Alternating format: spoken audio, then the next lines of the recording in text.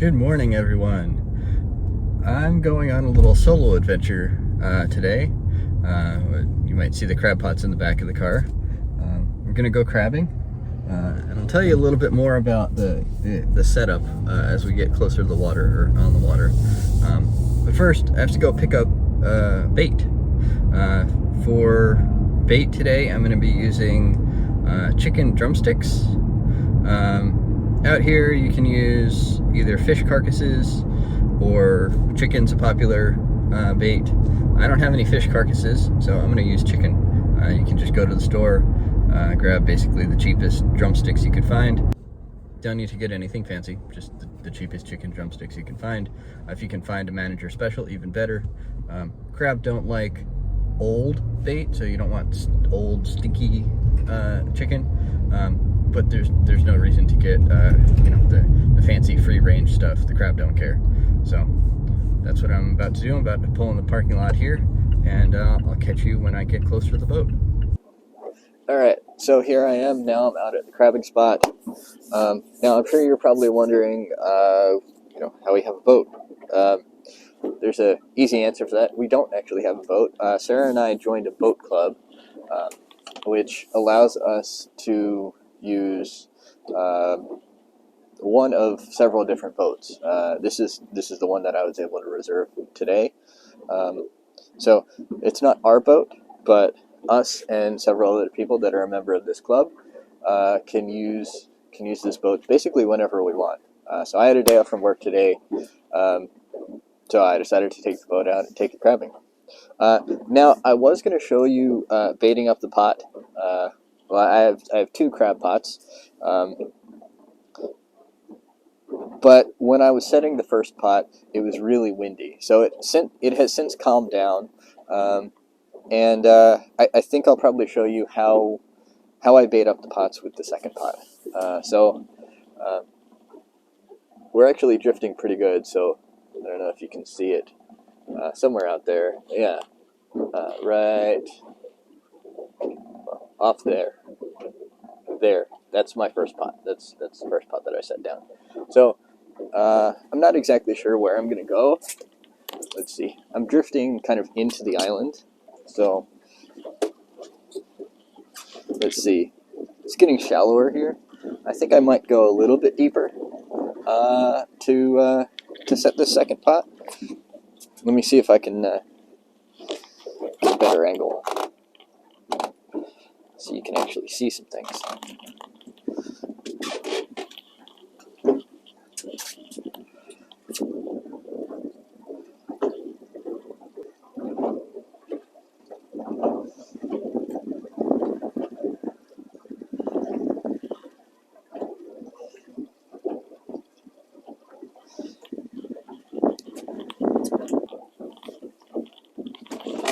Alright, so I'm right about the depth that I want to be.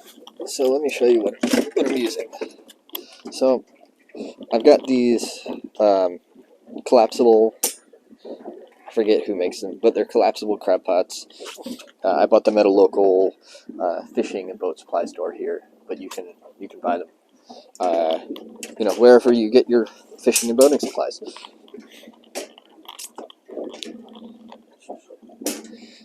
So first thing I want to do is make sure that everything is clipped together, because they are collapsible. Sometimes they like to come apart. So thing number one is you don't want the crab getting out ways that they're not supposed to. Most states have a requirement that there be a specific size hole for undersized crabs to get out, and also a part of the trap that rots if you lose gear or something like that. So make sure that's all in order. We also make sure that the door is closed. We make sure that all of the doors the crabs are supposed to get in are facing the right way, because if they're facing the wrong way, then that means crabs can get out. So looks like we're all good. And now let's take the line out and get this thing baited up.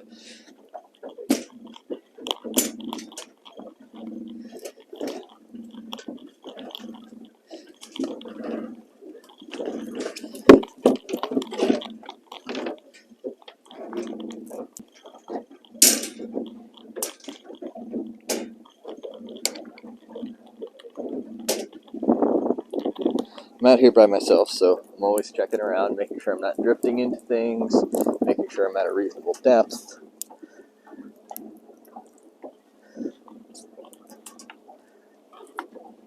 And I see some floating kelp in the water over there, so I'm going to check my depth again, make sure I'm okay.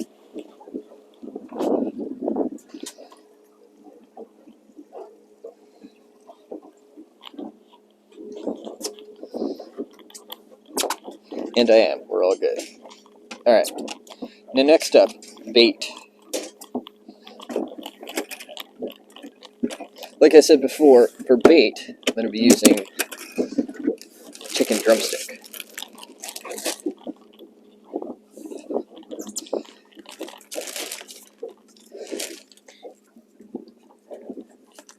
So, here we go. Chicken drumstick going in the bait bag.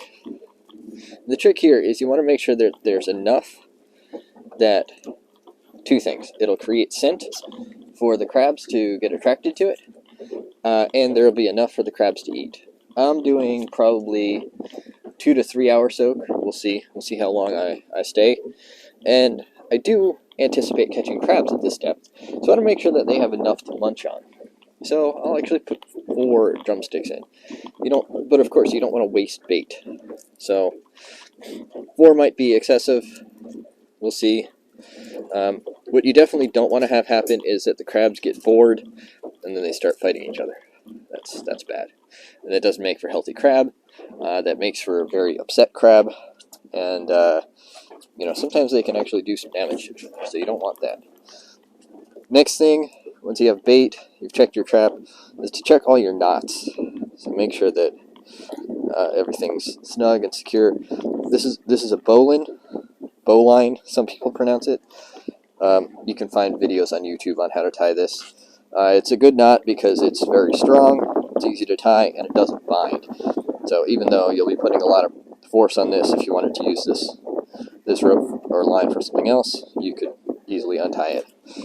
But it won't untie, while it's down there. That would be bad. So once again, check our depth, make sure we're where we want to be. And we are perfect. I keep checking my depth because there is a shelf here where it goes down to a deeper depth than I have line for. So we'll just put this down over the side.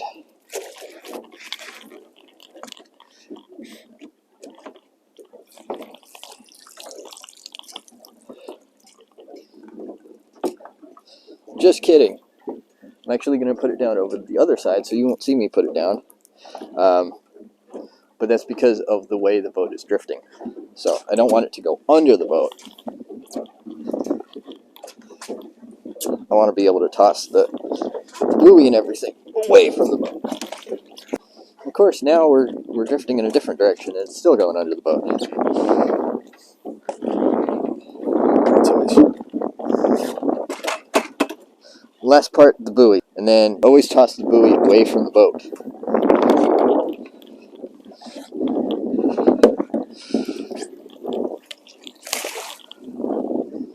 Alright, perfect. Crab pot's down. We're drifting away from it. Now let's go find a place to anchor up and just hang out. So at this point, the battery in my microphone had died, and I didn't realize it until I actually got back to the dock. But I'm about to pull up the crab pots now, and I'm showing that I brought a bucket. It's always a good idea to have a bucket on a boat. You can use it to wash things down, and you can also use it to put crab in. I also brought gloves. Gloves are always a good idea when you're dealing with crab because they like to use their claws to defend themselves, and it hurts if you get pinched.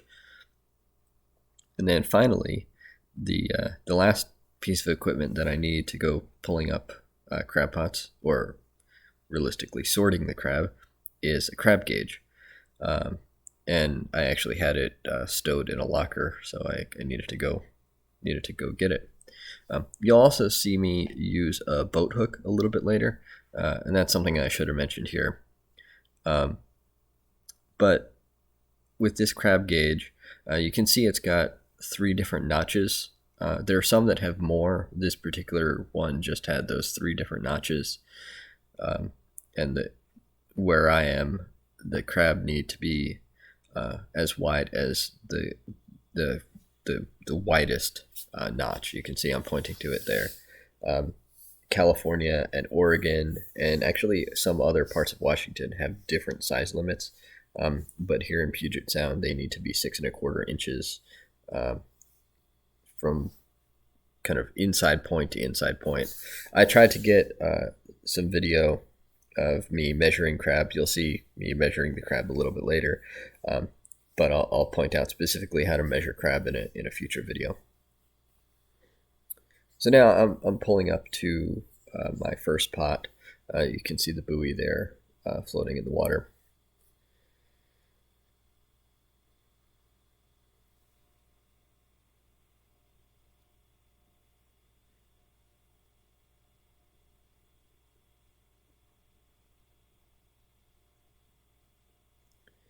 And when you're pulling in your crab pots, I would recommend that you pay attention to where you're coiling your line. I didn't really do much of that. You can see it's just kind of coiling in a pile right next to me.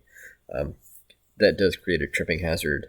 And as I pulled the pot on board, I realized that I'd set the line right where I wanted to walk.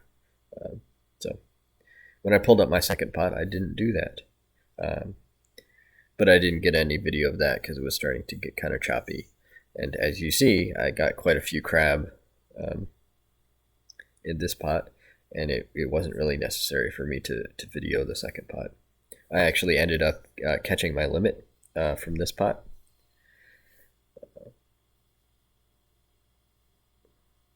But as you can see, I'm putting my gloves on as the first step. And then I go to check the bait. And they actually hadn't eaten all of the bait that I'd given them. This is the one that I actually showed dropping on camera, where I put the 4 drumsticks in there. And you can see I can't even get the bait bag through one of the holes in the crab pot. They left quite a bit of chicken on the bone. So I definitely had plenty of bait.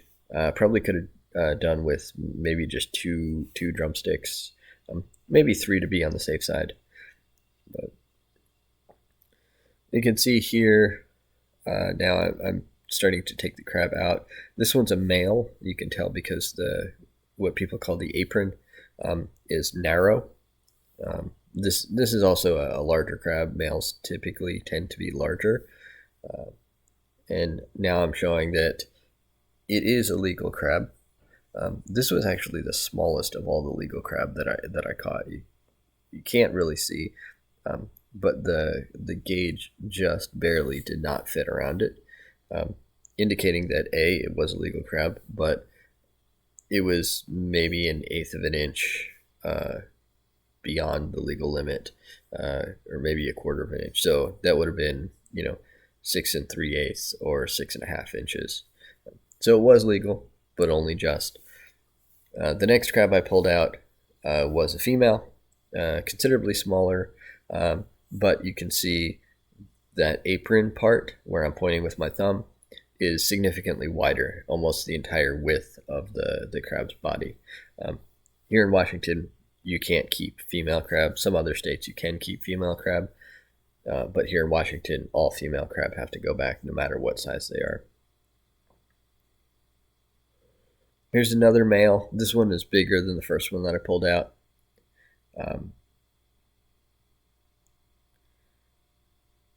And I'll show the camera. There you go. It's significantly over the size requirement.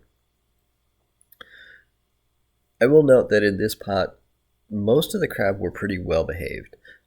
Some crab, you pull them out of the pot and they have their claws against their body, kind of in more of a defensive posture than an offensive posture. Some crab, they just start flailing and go at you with their claws. But most of the crab in this pot, they were all pretty docile and kept their claws and their legs pretty close to their body. So here pulling out a few more females. I think in this pot, I either had keeper-sized males or females. There were no, juvenile males, which is actually kind of surprising. This ended up being a pretty good spot for. This was my second time fishing this spot, but it feels like the first time because the last time we were out here, we didn't catch anything. Here's another male, and of course, I'm going to check with the crab gauge. Even if you think that a male is definitely keeper size, so it's always good to check with the crab gauge, because the fine for keeping an undersized crab is pretty steep. I don't remember exactly what it is, but I want to say it's around $1,000. It's really not worth keeping an undersized crab. If you're on the fence about a crab, definitely throw it back. It's not worth the fine, especially when there are so many large crab out there. Some of the crabs that I was catching here were 7 inches, 7.5 inches, so pretty good size.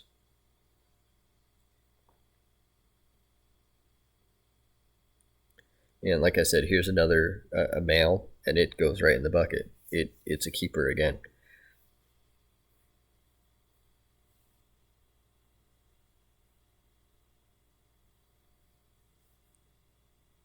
This one's a little feisty, but it's a female. It goes right back. A little bit later, I will. There is a red rock crab in the trap.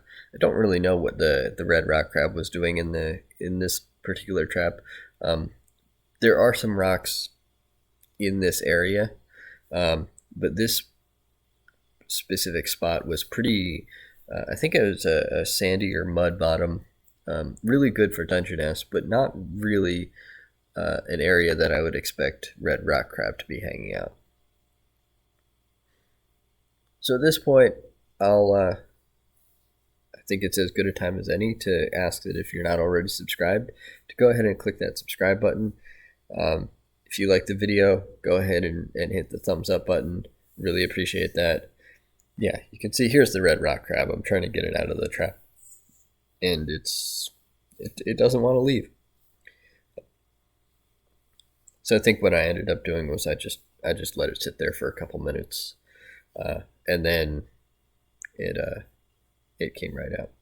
I'm actually measuring it because you can keep rock crab.